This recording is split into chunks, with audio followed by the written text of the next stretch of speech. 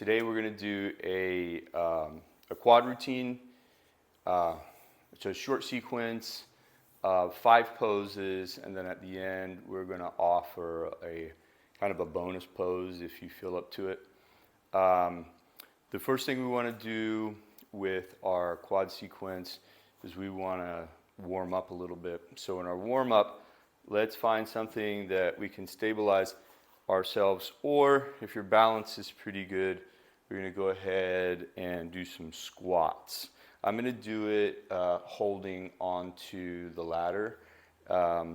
These are, you can do this with a wall or a table. You can do it, a chair is kind of a little low, so you kind of want it to be more waist high or higher. And again, you can do it on so many different things. So I'm going to do it on the wall as if I might be you at home. I'm going to bring my shoulders about, I'm going to bring my heels about shoulder width. How about that one? And balance myself, or if I don't need to, I'm just going to come down. Now, I'm not really worried about the depth of this. I might come in and hold at the beginning because I'm cold a little bit, and then start pressing. But the ultimate idea is that we're moving through the range of motion and we're warming up the tissue gently. Nice. Keeping our back as straight as we can, using our knees if we have to. If we don't have to use our knees, let's keep our back nice and tight. Nice and tight. Nice and tight. Strengthening the core and the low back, especially for limber people that have a weak back. They need that core conditioning to keep that low back from zinging or zapping, I heard somebody call it once. If you're supported in this way, you can always do this. This is a nice modification. Hands on knees, pushing straight in. Nice. Kind of using the force, this bone driving straight into that, going to the ground. Nice. Perfect. Let's wrap up. Nice, beautiful. Next, we're going to do some lunges. So now I'm a little way off the wall. These are going to require some balance. If you're using a mat, stand towards the back of the mat because you'll be using the length of the mat for the lunge itself. I'm just going to frame on my back foot as I move forward and push out. Now maybe this is all you have. You have to start here before you can really not only feel comfortable, but even have the strength, depending on your knees, how they may feel. But as long as you're doing well, step out and lunge out. Step out and lunge out. Step out and lunge back. Step out and lunge back. Step out and lunge back. And again, this might be your best. So maybe some of you, this is what you've got. And if that's what you got, that's what you're going to do. You can't do it wrong. You can just not do it. So do what you can. Let's go ahead and do our right leg. Same thing. If we have to start this way, even for a warm-up, for balance, maybe we're testing our balance. Maybe we can go out a little bit further. Or maybe you have your full range of motion and ability to spring off that foot. It's type 2 muscle fiber, fast twitch. And there's strength involved with this. As we age, it's what happens. We lose our fast twitch. I'm going to go back if I have to modify. We lose our fast twitch fiber first, then we lose strength, and then we atrophy. So as we age, we want to keep these things up. So again, choose what's right for you. You practice your yoga depending on what your body feels, needs, etc. So now that we've warmed up with our squats and our lunges, we're going to make our way down to our hero pose, which is typically flat foot. Guys, you can play with this. If If you need to use blocks, when I started this, I had to use 2. So depending on where you are, sometimes even if you can go all the way down, it's just comfortable to have 1. So it's up to you on how you want to set up, but do what you can, whether you have to use rolled pillows or rolled towels or a pillow, anything you can do to get on the floor, support yourself in a comfortable place, or maybe there's not too much tension on your knee, etc. Let's assume that everybody's starting here. In this case, and if you're not starting here, start the way you want. I happen to cross my back feet. You don't have to do that. But let's take a moment in this transition and connect with our breath.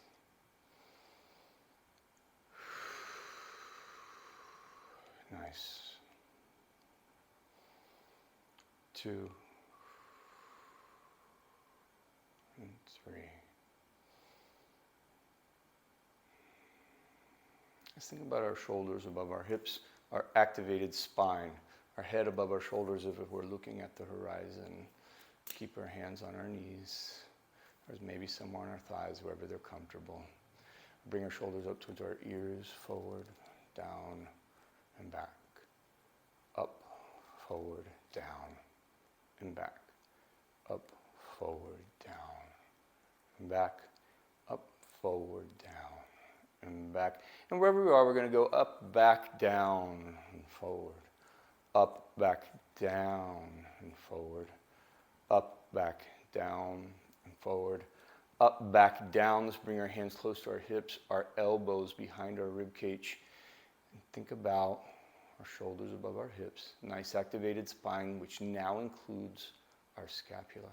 Our head is above our shoulders, as if you're looking at the horizon. And you have better posture than you did when we started this routine.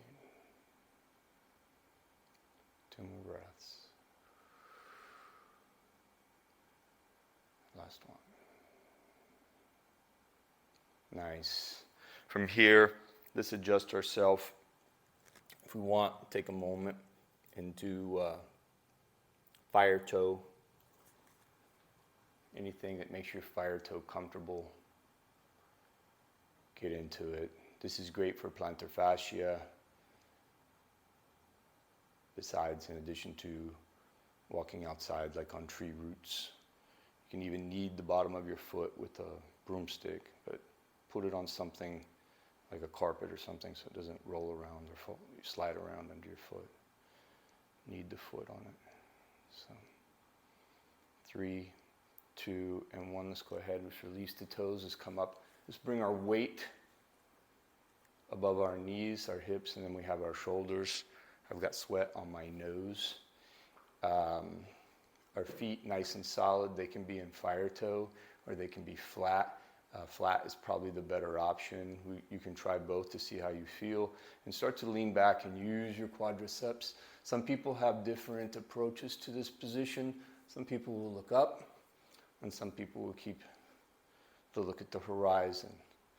But the idea is that the torso is going behind the waist, over the heels. And just do what you can with this. Whatever depth that your body allows you.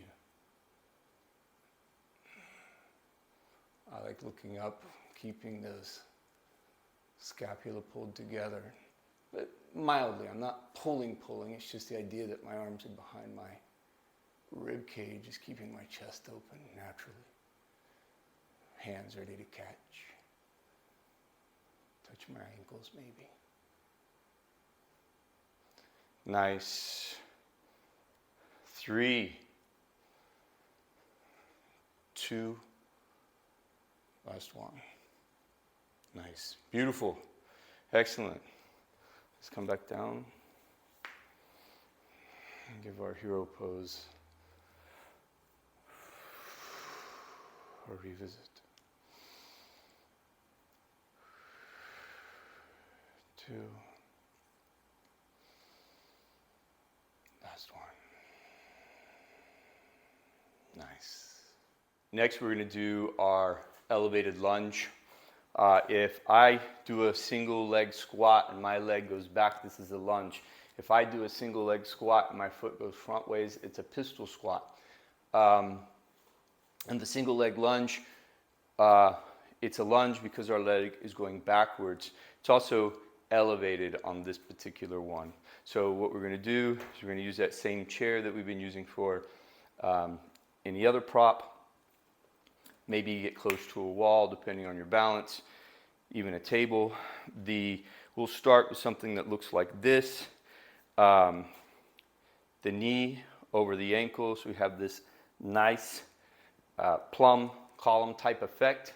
The back foot, we can toe heel walk at an angle, not behind us because we're too easy to fall over, but at an angle we're more stable.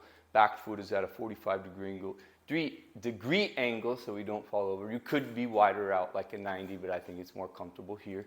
Keeps the hips more forward in the lunge. So find a nice distance and let's go and start our lunge. Now with this lunge, this is not a warm-up lunge. We kind of want to get deep and we're not pushing all the way out like we did with that warm-up lunge. We're finding some depth and we're working within that depth. So we're strengthening the muscle here within the depth. You might already be flexible and be able to slink way in. Some of you might be working here with the depth of your squat. Some of you may have to have this back foot in and do here, and you're still really stretching through all of this stuff in a very intense way. So wherever you are on this, I'm going to stay out. And I imagine you guys have been doing that. Oh, by the way, you can use your knee if you have to. Absolutely. You can't do this wrong. 3 and 2 and 1 and come out nice and beautiful. I am going to move this over. And we're going to do the right side because I did my left first. That order doesn't matter. I don't always start on the left and I don't always start on the right. Got my distance at an angle for my balance sake. Actually, I'm going to bring this a little bit open so I can open my hips more.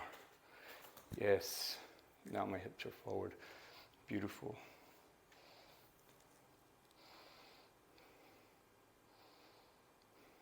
Some people may be leaned over here. Wherever you are, doesn't matter. Do it, you can. 3. Don't know why I said 3 there, but starting my movement within the depth. This back knee could be bent. I do want to keep it straight as I can over time, but if I have to start like this, that's how I have to start.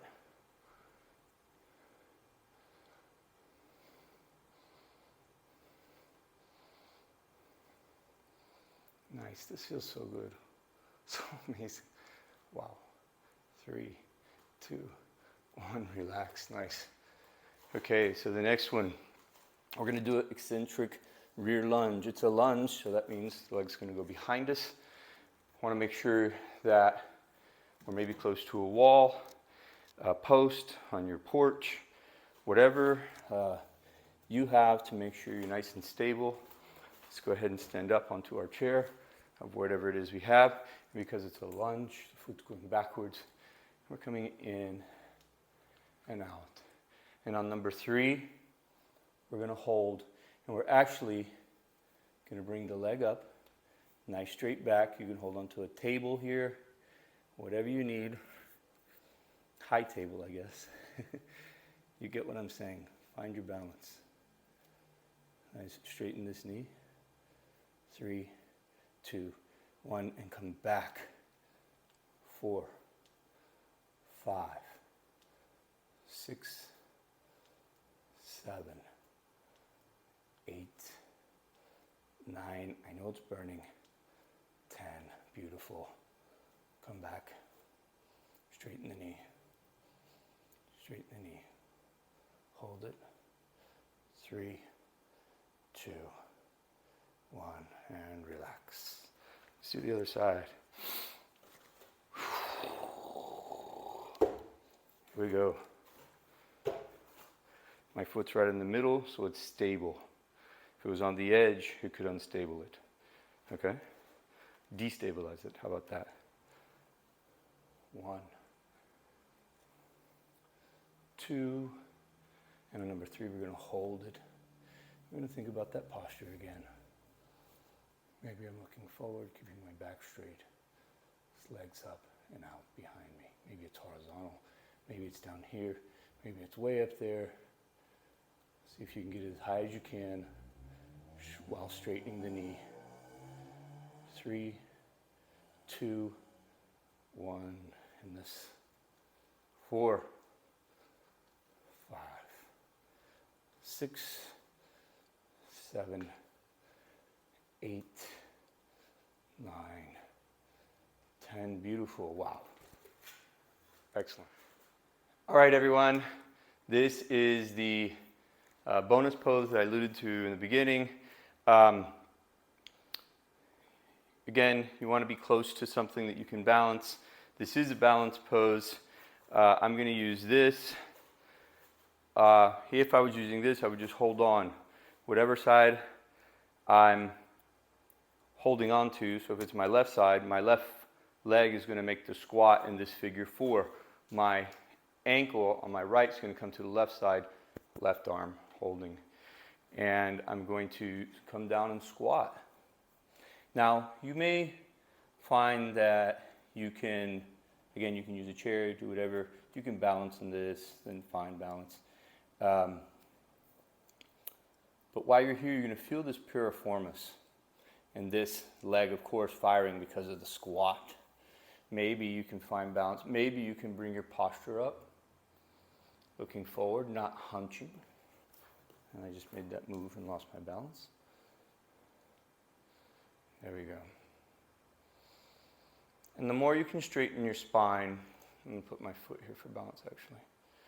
The more you can straighten your spine, the better this position is. So again, if I was holding on to something, a wall, 3, 2, and 1. Nice. Come out. Do the same thing on the side. I'm going to, I think this is my bad balance side. So again, I'm holding on to something, let's say, on this side. Come into my squat. Keep my foot on the box for this one. Maybe not, because it seems to be pushing it. There you go. Stretching, balancing. Now finding the posture the best I can. Straight spine active. Posterior pelvic tilt. 3, 2, 1, and relax. Guys, thank you so much for joining in. The life in me honors the life in you. Have a blessed day.